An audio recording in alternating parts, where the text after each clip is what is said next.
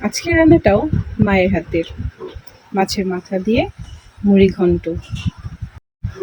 এর জন্যই প্রথমে মাছগুলোকে ভালোভাবে ভেজে নেব। মাছগুলো ভালোভাবে ভাজা হয়ে গেলে মুড়ি ঘন্টর জন্য কেটে রাখা ছোট ছোট আলু ভেজে নেব।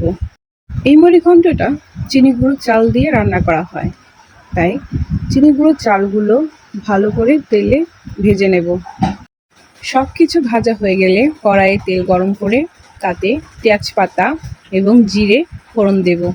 তেজপাতা এবং জিরেটা হালকা ভাজা হয়ে গেলে বাটা মশলাগুলো দিয়ে দেব।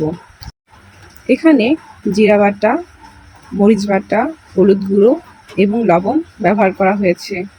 মশলাগুলো কষানো হয়ে গেলে তাতে ভেজে রাখা আলু এবং চালগুলো দিয়ে দেব এবং মশলাগুলোর সাথে ভালোভাবে কষিয়ে নেব।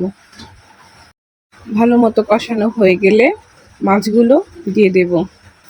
মাছগুলো দিয়ে ভালোভাবে নাড়াচাড়া করে নেব, যাতে মশলাগুলো মাছগুলোর সাথে ভালোভাবে মিশে যায়।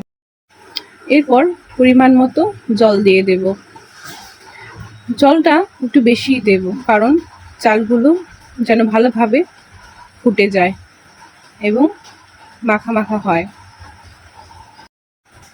চালগুলো ভালোভাবে ফুটে আসলে এবং ঝোলটা জাল হয়ে গেলে তাতে গরম মশলা বাটা দিয়ে দেব। এখানে বেশিরভাগই বাটা মশলা ব্যবহার করা হয়েছে।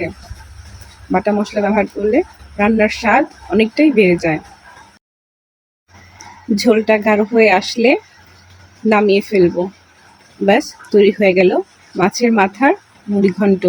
এই মুড়ি ঘন্টটা যেমন দেখতে সুন্দর হয়, খেতেও কিন্তু দারুণ হয়।